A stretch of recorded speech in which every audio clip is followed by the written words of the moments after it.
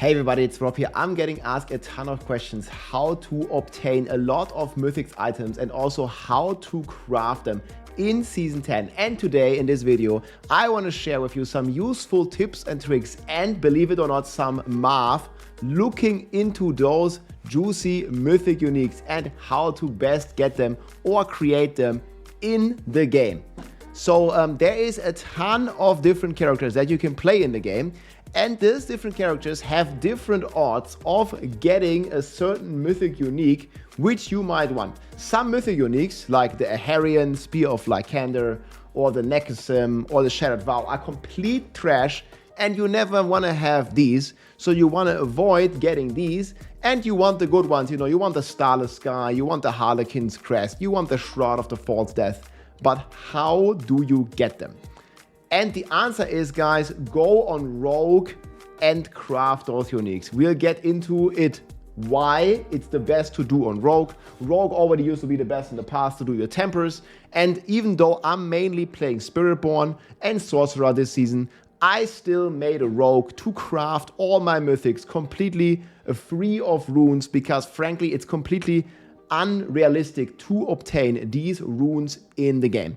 First of all, what you need, guys, is you need to get sparks. That's the easiest way to obtain any mythics. You gotta get sparks. How do you get sparks? You get one from doing Lilith. You can do Lilith on Torment 1. Very easy this season. The power creep is super high. Just do Lilith from the spark. You get one spark here from the season journey. If you press U in the game, finish the season journey, you get a second spark. That's already one unique because you need two. And then you got a third spark from the rep board. It's located here in Yeltsna, and I already made a video of how you can indefinitely farm this board by turning in your reputation. And I already have a ton of videos here on the channel how to farm reputation. You can obtain roughly 1 to 2 sparks every hour if you're playing on a sorcerer, or 1 spark on a Spiritborn. So you can farm a ton of Infernal Warp and basically just keep creating new characters, turning in for the mythic cash. So that's when you get the Mythic Uniques. And also, guys, there is a double bounty event live right now. And since this event started, I've been doing a lot of bounties. And Blizzard has actually changed quite a bit in the game. So you get this Tribute of Ascendance, and they completely removed the Resolute Ascendance. And now you only have United Ascendance Tributes. And these United means that you can run this in a group. The solo ones, to my knowledge, completely deleted out of the game. So that's very, very good.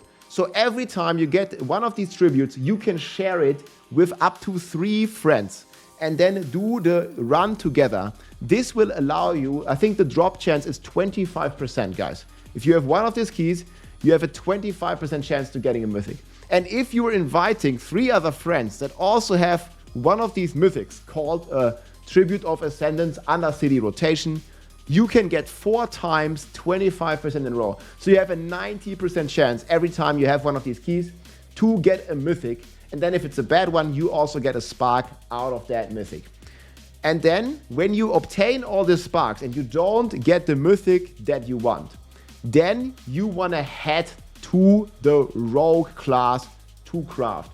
And there is basically a lot of math behind this, guys. I wrote down here all the characters with all the different mythic uniques that you can get. And you really want to do the random craft. So you would want to go on your rogue, and we'll do this here in a second, and you'd want to go here to the blacksmith, and you'd want to craft these random mythic caches, but not on the Spiritborn. No, not on your main class. You always do it on a rogue. The reason is math. Rogue has the least amount of a variable shitty mythics in the pool. So if you go into the list here, we're going to all the bad classes. Barb, again, the worst class. Barb right now is the worst class on the leaderboards. And also, I think the worst class, like speed farming, only done it at 122. It's also the worst class to craft mythics on, because the Barbarian, these are the standard mythics, so standard, every class has them. And Dariel's Visage, which is bad. You have Shaco, you have Air of Perdition, you have the Shroud of False Death, you have the Starless Sky, you have the Tyrells and the Meltatats. So every class has these. But then the Barbarian is so bad. The Barbarian has 3 extra ones that are kind of bad. You have the Grandpapa, you have the Doombringer, and you have the Shattered Vow. So Barbarian has a 1 in 10 chance when you're using one of these caches, a 1 in 10 chance on the barb, right? And then we're going through all the other classes. Spiritborn has the standard ones, then it has the Nekasem and the Shattered Vow. Both of them are complete trash. So 1 in 9 chance on the Spiritborn, already a lot better.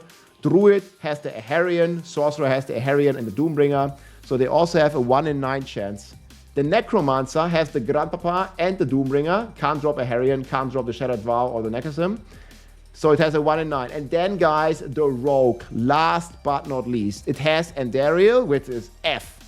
It has Shaco, which is W. It has Shroud, which is W. Air, which is W. Shroud, which is W. Turaels, which is F. And Starless Sky, which is a big W. And then these are FF. So you can see here, you have a 50% chance, guys, of getting one of the GG Mythics when you craft on the Rogue. And this is completely free of runes. The biggest gripe, especially new players have, is getting runes. And I quickly want to show you my inventory here. I have played 200 hours this season. I've played every day for 15 hours since the season is out. Probably it's already 300 hours, something like that. And this is all the runes that I've gotten in the entirety of the season. And this is like way more than the average player will ever get in the 3 months of the season, because I've been grinding like crazy. We already Paragon 300 and everything. We've been playing a lot, guys. And for the average player, it's completely unreasonable to get 6 runes, for example. I haven't crafted any mythics because I don't need to do it, because I'm getting them with this method that I'm showing you here. You don't want to waste 6 runes just to craft a Starless Guy. You want to make a Rogue, you need to level it to 60, then you go to the blacksmith, you need to be 60. Unfortunately, you can just have a friend boost you to a pit or something.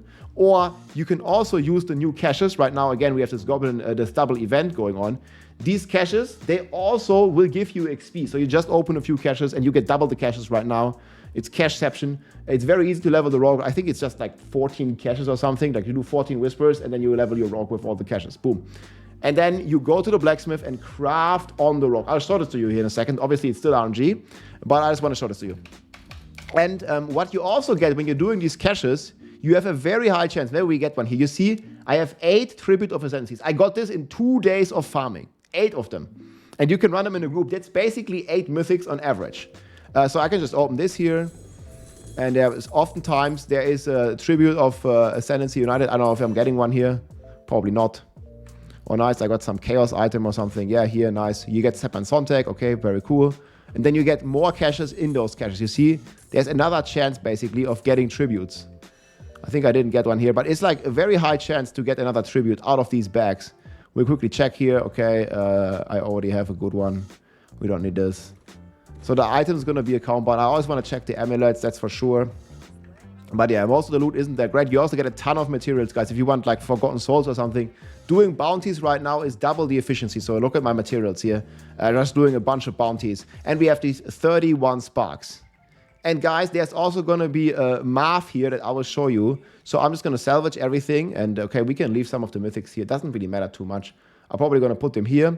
But we want to be like leave on the Spiritborn. So now I want to craft mythic. So I leave the Spiritborn because the Spiritborn is 1 in 9 to get the mythic I want, right? And I will just head out to spin and win. This is going to be my Rogue class. I haven't played it. You know, we used Rogue in the past to temper crit damage on Barb. And now there's an amazing build on Rogue if you want to play that. But for me, the main use of the Rogue class is to craft uniques. And I always do this on the Rogue. So you just want to like, yeah, okay, make some room here. This is just my Moo character. You see, it already has a ton of uniques. And then you go to the Rogue, guys, and you basically use your sparks. And now there is some more additional math here. So I always ask my chat this question. How many mythics can I craft with 31 sparks? You can answer in the comments how many mythics it's going to be. I only want good mythics, right? Let's say I really want a Starless guy. And maybe you have 5 sparks. You'll be able to craft 4 mythics with 5 sparks. With 31 sparks, I'll be able to craft 30 mythic uniques. And the math is very simple. It takes 2 sparks to create this mythic. But if the Mythic is shit, which is like half the time, you salvage it. If the Mythic is Ethereal's Might, salvage it. And then, guys, you get the spark back. So effectively, it only costs one single spark. You can craft 100 Mythics with 101 sparks. People always get this wrong. It's very, very easy to do the math, guys. With 31 sparks, you can craft 30, you have 30 chances to get a Starless Sky.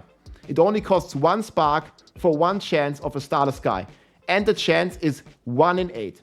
Or the chance to get a Ghost Mythic. You can get a Shaco, an Heir of Perdition, a Shroud of False Death, or a Starless Sky half the time. So basically, on average, it takes you 2 sparks to get one of these Mythics.